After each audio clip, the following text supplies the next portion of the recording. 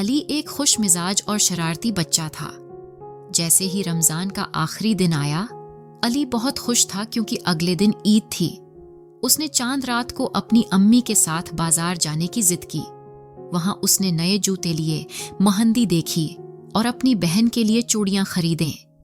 گھر آ کر اس نے اپنے کپڑے تیار کیے اور جلدی سونے کی کوشش کی، لیکن عید کی خوشی میں نیند نہیں آ رہی تھی۔ صبح سویرے علی کے ابو نے اسے جگایا، بیٹا عید کی نماز کے لیے تیار ہو جاؤ۔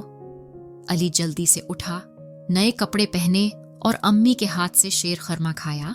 پھر وہ ابو کے ساتھ عیدگاہ گیا۔ وہاں سب دوست اور رشتہ دار موجود تھے۔ نماز کے بعد سب نے ایک دوسرے کو گلے لگایا اور عید مبارک کہا۔ علی کو اپنے چچا سے عیدی بھی ملی۔ علی بہت خوش تھا کیونکہ اس کے پاس کافی عیدی جمع ہو گئی تھی، لیکن راستے میں اس نے ایک غریب بچے کو دیکھا جو پرانے کپڑوں میں تھا اور اداس نظر آ رہا تھا۔ علی نے سوچا اور پھر اپنی عیدی میں سے کچھ پیسے اس بچے کو دے دیے۔ بچہ خوش ہو گیا اور علی کو ایسا لگا جیسے اس نے کچھ خاص کر لیا ہو۔ دوپہر کو سب گھر پر اکٹھے ہوئے، مزے مزے کے کھانے بنے اور سب نے ہنسی مذاق کیا۔ علی نے اپنے کزنز کے ساتھ کھیل کھیلا اور سب کو اپنی عیدی گن کر دکھائی۔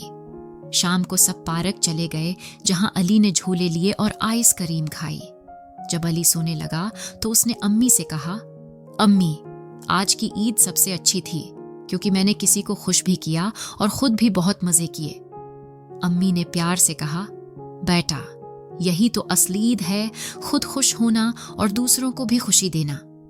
یہ کہانی بچوں کو سکھاتی ہے کہ عید کا اصل مزہ صرف کپڑوں اور عیدی میں نہیں، بلکہ دوسروں کے ساتھ خوشیاں بانٹنے میں بھی ہے۔